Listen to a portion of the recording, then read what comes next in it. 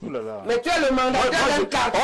On va passer à autre chose. On va passer sur l'émission de Yamtimba. Voilà, vraiment. Je vous ai dit que pour moi, le problème de Yamtimba est au passé. Parce que l'UPC a investi son candidat. Maintenant, on est ensemble pour bâtir le Cameroun de demain. J'ai expliqué au peuple camerounais comment ça fonctionne à l'UPC. Je ne me justifie pas, mais j'explique. J'ai dit toujours, lorsque je construis ce que le Congrès m'a demandé de faire, personne ne m'arrête. Ceux qui m'arrêter viendront au Congrès. C'est pas compliqué. En ce moment-là, j'ai dit, il faut que les gens soient honnêtes pour reconnaître que lorsque tu as refusé de composer, là on compose. On ne corrige même pas tes copies, c'est la même chose. Babek vous a dit lui-même qu'il a refusé de déposer la candidature au comité de choix, non? Il a dit, comment fait-on pour corriger ces copies? Mais un comité de choix de bandits, voilà. Quand le comité de choix n'a pas validé. C'est l'argument qu'il a avancé et qu'il ne pouvait pas jouer à ce jeu-là. Et ils ont confirmé des malfaiteurs. Merci professeur. Le chef des malfaiteurs, c'est Onana. Merci professeur. Et le comité de choix vous êtes le candidat. Il a raison. D'accord. Pour qu'on a recommencé les élections. On passe à autre chose, s'il vous plaît. On garde les mêmes règles. Finalement, l'UPC n'a donc pas, selon vous, 3 candidats, chacun s'est prononcé sur la question. Le Conseil constitutionnel aura certainement le dernier mot là-dessus. Mais on observe également que l'UPC, conduit par Bapolipo d'un côté, soutient la candidature du président Biya, et une autre tendance, Balegenkot, soutient Akere Mouna. D'où les 5 positions finalement, 3 candidatures, 2 autres soutiens parallèles. Ça fait 5 positions. Où est-ce que vous situez ces différents soutiens? Parole au professeur Baïbek. Non, ce qu'il faut savoir que du point de vue de notre évolution, de l'UPC, on est énormément perturbé par les sataniques du parti État. Il y a un groupe de sataniques là-bas. C'est un fest l'UPC. Et ils vont de génération en génération. Je vous dis où ça commence. Le premier qui fait ça très clairement, le premier qui fait ça, depuis le retour de la démocratie, c'est Anzé, père son âme. Quand Paul Biya dit à Anzé, Gilbert Anzé Tsungi, oui, à un moment, Paul Biya voit venir son échec. Et il pense sincèrement que il peut s'assurer à l'aile, on va dire, aux puristes de l'UPC pour changer la gouvernance. Et il demande à Anzé qu'on va intégrer l'UPC. Il a ce projet-là. On ne me regarde pas loin, il faut regarder. Voilà. Quand il demande, et comme Anzé est contre, c'est lui qui va créer des problèmes, organise les problèmes pour qu'on naisse l'UPC Kodok. UPCK. Ouais. Et il vient donc dire à Biya et à Mitterrand, c'est un projet Biya Mitterrand, que bon, il y en a 2. Il y a pour Kodok, et il y a pour Ougbe. Laquelle vous voulez que j'intègre? Donc on a déjà vécu ça. Et c'est là le projet d'entrer véritable bons UPC. Vous voulez les insérer jusqu'aux sous-préfectures. C'est d'ailleurs l'esprit de leur convention d'alliance. Sende m'avait montré, expliqué. Mais entre deux, on a eu d'autres. On a eu un monsieur comme ça dit, qui ne s'est pas inscrit dans cette logique. Il nous a montré qu'il était un diplomate fin, intelligent, sérieux, responsable, qui a fait l'inverse. Typiquement, qu'est-ce qu'il a fait? Il a repris toutes les divisions de post-Kodok précoce. Ok, il y en avait 4 ou 5. Il a créé ce qu'il a appelé le comité provisoire. C'est pour dire que le RDPC n'a pas que les diables. Entendons-nous bien. Ok, il y a des messieurs là-bas corrects. Et je vous dis, comme j'étais le porteur de sac de CD, c'était mon mentor. J'ai vécu ça en direct. Il parle comme un blanc, ce type. C'est ça que vous voyez là. Il a créé le comité provisoire, il a rattrapé. Un autre satané arrive, Moulinex. Là, on est dans l'actualité maintenant. C'est jusqu'aujourd'hui. Oui. Donc, on tient les boulets de Moulinex depuis 2016. C'est Moulinex qui organise. Je précise pour ceux qui nous regardent hors des frontières du Cameroun que lorsque le président Baïbek dit Moulinex, il désigne là le ministre de l'administration territoriale. Voilà. Et donc, c'est de là que viennent nos problèmes. Si bien qu'aujourd'hui, on a donc, comme le plus sensible à cela a été Afka lui-même. Et la sensibilité, quoi, il y a 3 ou 4 sensibilités. la sensibilité au strapontinisme. Parce que la lutte est longue et dure. Au lieu de continuer la lutte, ils disent, on va s'accrocher sur le parti au pouvoir pour vivre. On ne veut pas lutter. Est-ce que tu me suis? Très bien. Et là-dedans, il y a deux groupes. Comme ils vont dans leur strapontinisme là, les sataniques préfèrent ma porte et larguent ma lègue. Ils créent donc une aile. Tu veux atteindre le même but, mais derrière Mouna. Mais les deux sont strapontinistes, estiment que la lutte est longue et au lieu de lutter, il faut s'accrocher. Le troisième de ce groupe-là, c'est lui. Le bel, lui, veut s'accrocher sur Franck. Ah, sur Franck Biya. Je te dis devant témoin. Je l'ai eu devant témoin et il me dit que il faut que moi je donne mon soutien à Franck. Devant témoin. Vous, le professeur Baye. Waouh! C'est Mariam était là. C'est je était même là. Et quand Pascal, tu le connais, dans mon entreprise, un plan de service, un soir, là où l'affaire est finie parce que il dit ok, supposons qu'on veut faire ça. Tu as vu Franck étant et parlant, ou bien on t'a dit. Il nous a avoué que c'est Madame La Paz. Je ne sais pas, c'est une... Je ne sais pas comment. Quand j'ai vu la photo, j'ai vu qui? C'est un genre. Ok. Va donc que Franck te dise d'abord lui-même, de sa bouche. Je ne peux pas entrer dans une telle matière. Est-ce que tu comprends? Donc c'est le troisième groupe des strapontides. Ouais, le troisième sous-groupe des straponteurs. Ok? Et maintenant, tu n'as pas les véritables straponteurs. Tu as des corrompus. Des corrompus qui, je crois que Habib, il faut qu'elle justifie s'il n'y a pas dedans. C'est-à-dire que eux sont, puisque je sais comment, puisque vous connaissez l'affaire où Henriette Ekwe obtient le type qui est d'Afadouala, là, un zozo comme ça de RDPC. Luther Meka. Oui, un soufi. Il n'est pas zozo. Non, parce qu'il ne pourrait pas être mon élève. Luther Meka, il n'est pas zozo. Il ne peut pas passer le concours que passent les gars pour faire leur concours. Il ne peut pas. Luther Meka dit qu'il y a 50 millions quelque part, non? Oui. Donc il y a la corruption. Ok? Et le tout dernier groupe, maintenant, il y a ce qu'on va appeler la mafia. Tu as 5 groupes. On va dire les 5 groupes de pseudo-UPCistes. Qui sont, on va dire, peut-être pseudo, c'est-à-dire du PCiste incomplet. C'est-à-dire parmi eux, il y a les gens qui croient à l'UPC, mais ils ne sont pas suffisamment mentalement formés pour tenir la longueur de la lutte. On peut leur trouver des circonstances atténuantes. Et puis il y a des gens de mauvaise foi. Voilà pour moi, à mon analyse ferme. Maintenant, écoutons Jean-Jacques. Quand un peuple a lutté 70 ans, c'est ça mon travail chez le fondamentaliste. Comment on va faire pour les ramener dans la logique de la lutte, en les transformant positivement, en leur expliquant que la lutte peut être longue. Nous ne sommes pas le seul peuple à lutter longtemps. Les Sud-Africains ont lutté 90 ans. Ok? Les Chinois, 400. Hein? Ok? Les luttes brèves sont rares. La lutte que nous menons, notre lutte est pour le peuple. Les luttes populaires peuvent être longues. Et c'est ça notre problème. Et maintenant, c'est valable pour eux. C'est valable pour tous les Camerounais.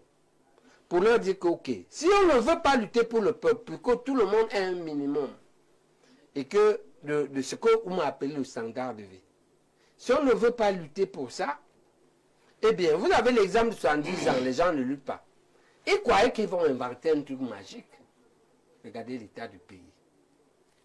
Le problème au total n'est donc pas seulement le problème des pseudo-UPC de tous les Camerounais. C'est pourquoi notre proposition de lutter pour accéder très prochainement au pouvoir dans le cadre d'un gouvernement d'union nationale qui a un triple but.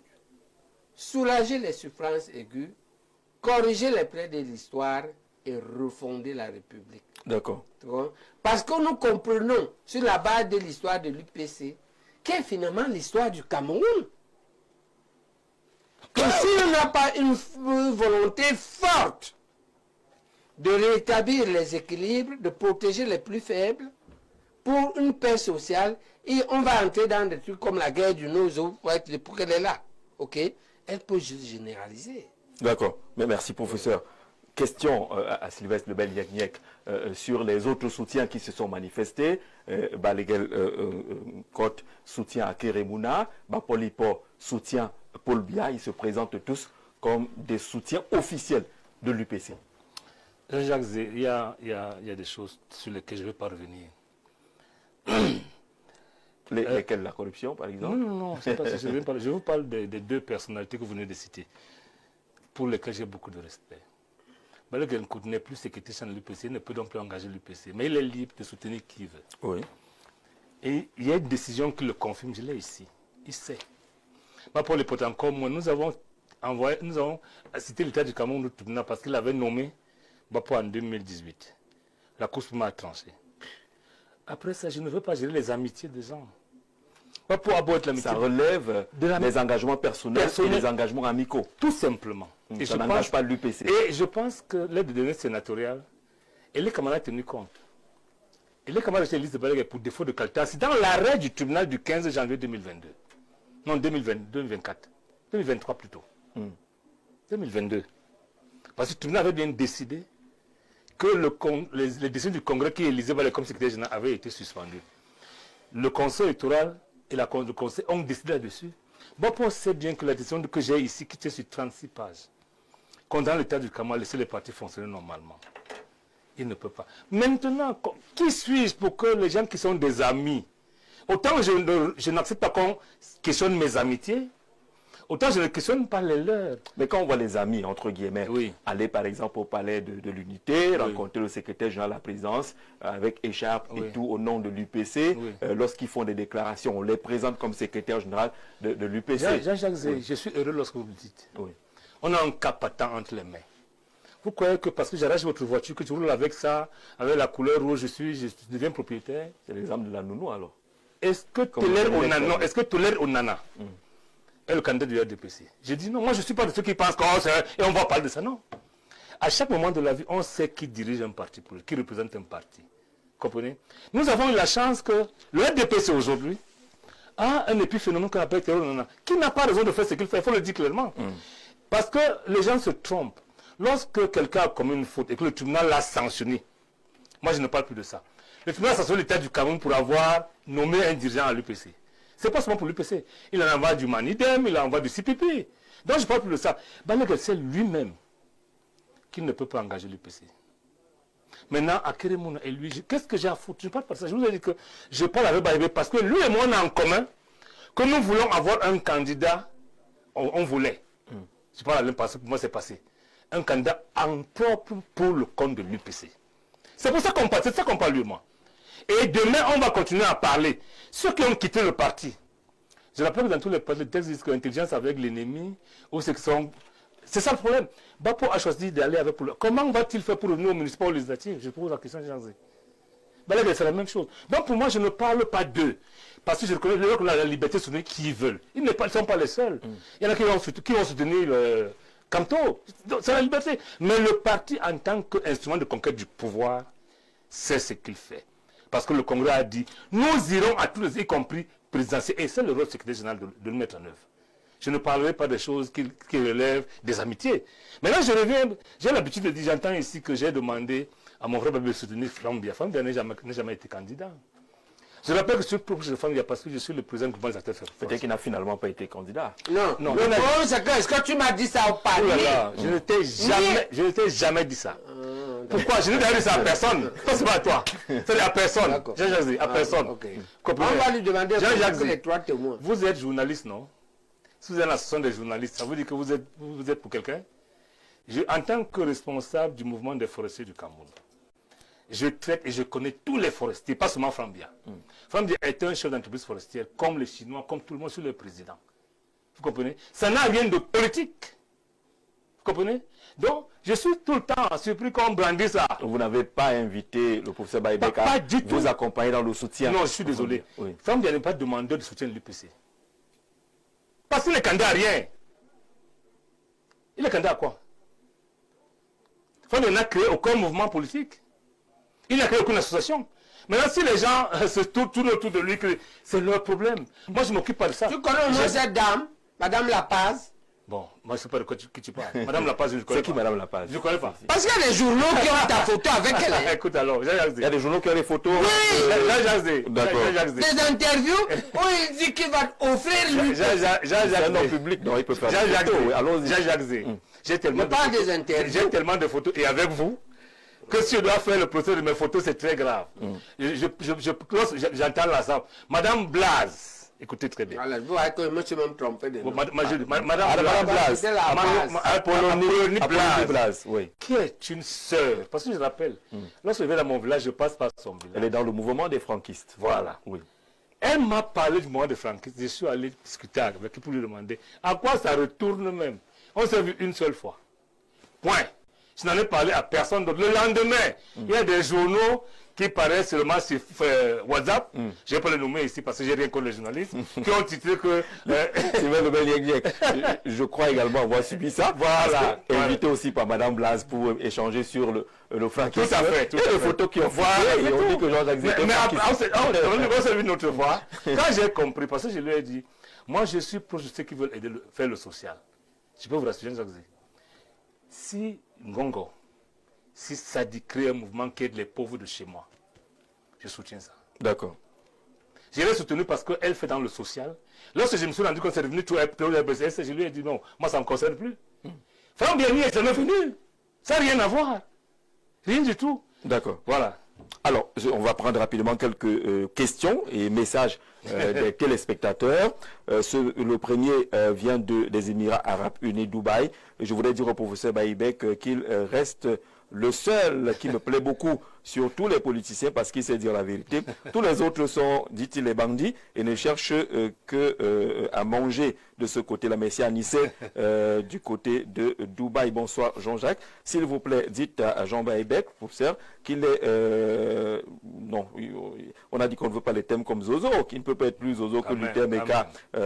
Voilà, donc on ne retiendra pas cela. Participer au débat pour qu'on puisse comprendre ce qui se passe avec l'UPC. L'UPC a été divisé par le RDPC depuis le temps de Kodok. Quand le RDPC ne sera plus au pouvoir, ce parti sera réuni. On vous renvoie à l'après-RDPC pour une probable... Je vais en parler tout à l'heure. Les décisions de l'UPC ne datent pas de Bia. Jean-Jacques Zé, je vais faire un coup d'histoire, si vous permettez.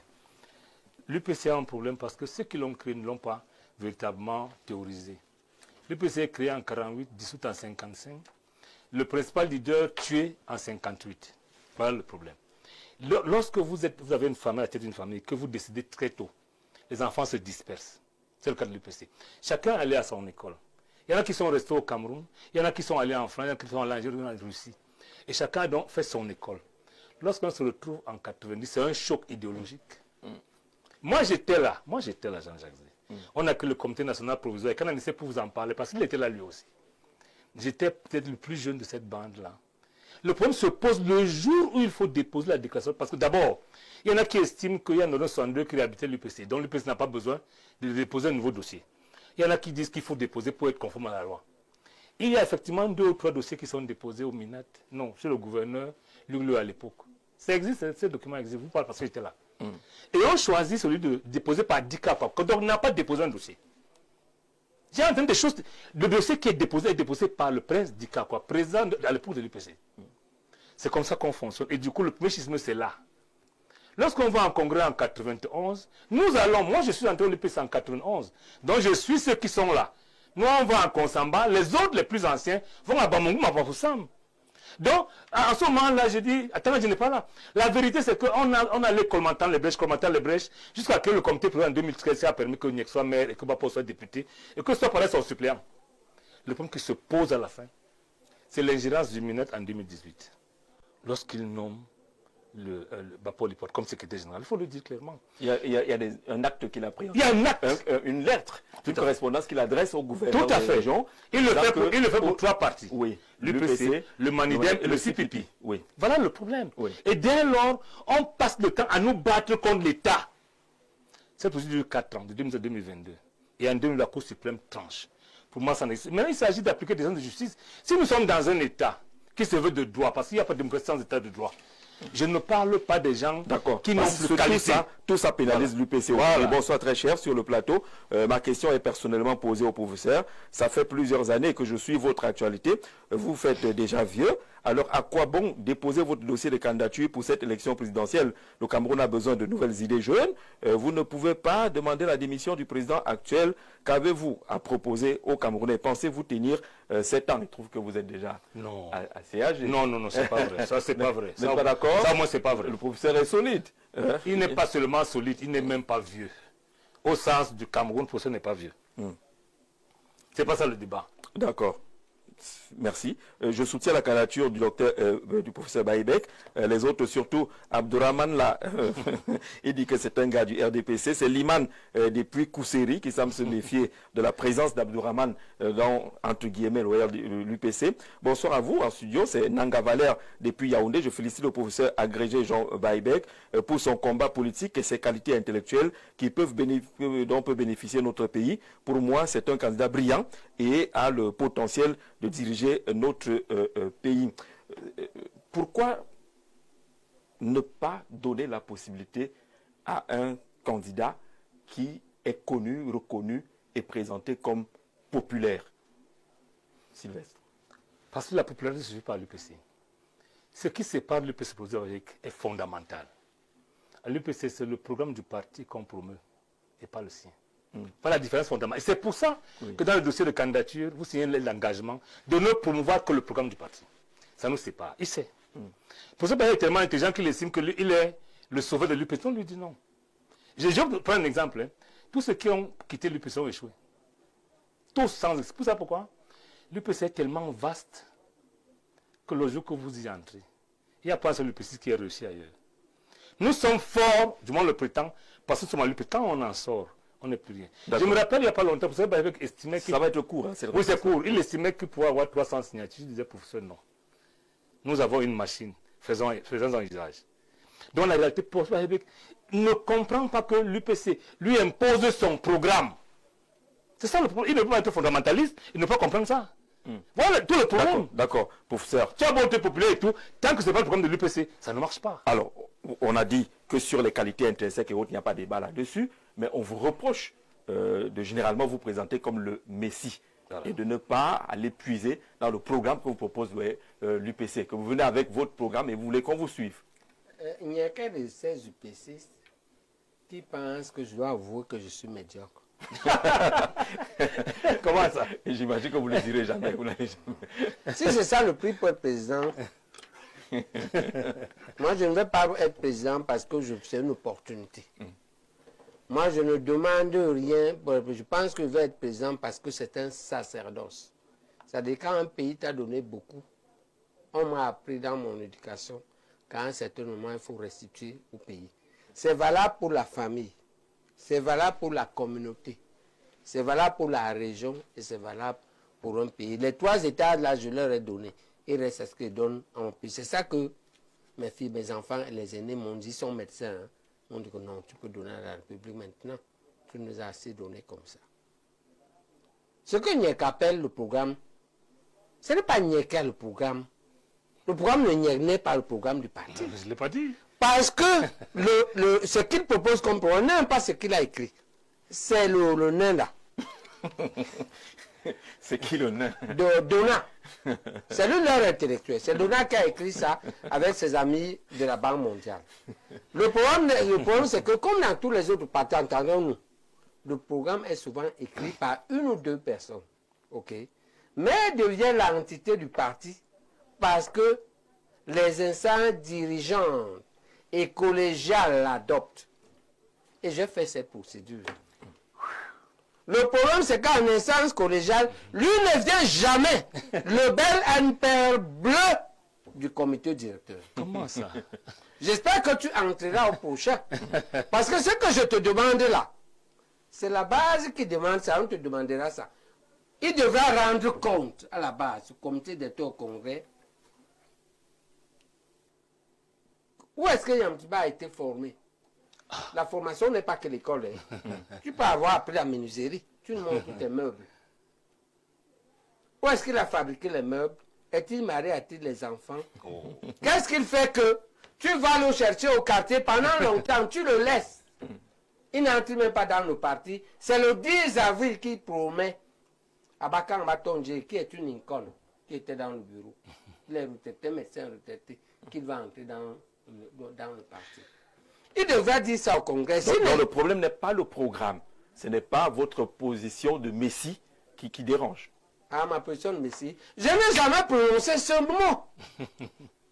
D'accord? Je n'ai jamais prononcé ce mot maintenant.